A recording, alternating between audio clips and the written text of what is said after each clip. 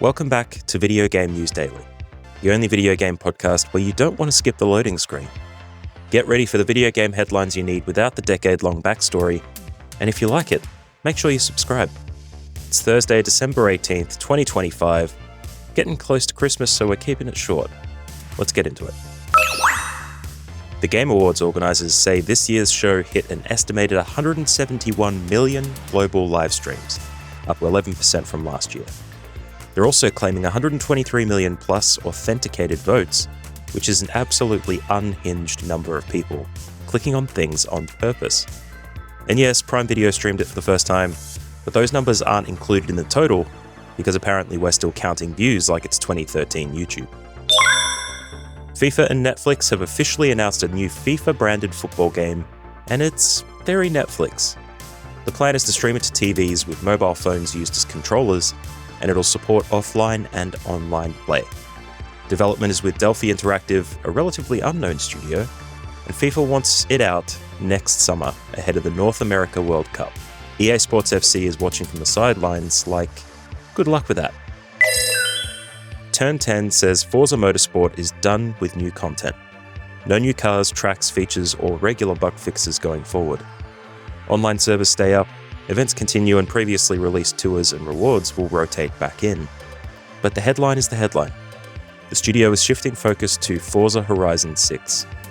If you're feeling deja vu, that's because this comes after reports of significant layoffs earlier this year. Three Fields Entertainment, founded by former Criterion leads, has launched a Patreon after putting its entire staff on redundancy notice. CEO Fiona Sperry says they won't see meaningful sales revenue for the foreseeable future, and without publisher support they can't sustain the studio. They're still pushing to ship a cross-play update before Christmas because game dev never stops, just because the bank account does. If you needed a single story to sum up 2025, there you go. In happier news, a 98% complete build of the cancelled Game Boy Color Resident Evil port has been preserved and shared. The port was cancelled back around 2000 after Hot Gen tried to squeeze a big 32-bit survival horror game into a tiny handheld cartridge. This build is reportedly close enough that it might be completable start to finish, and includes content missing from older leaked versions.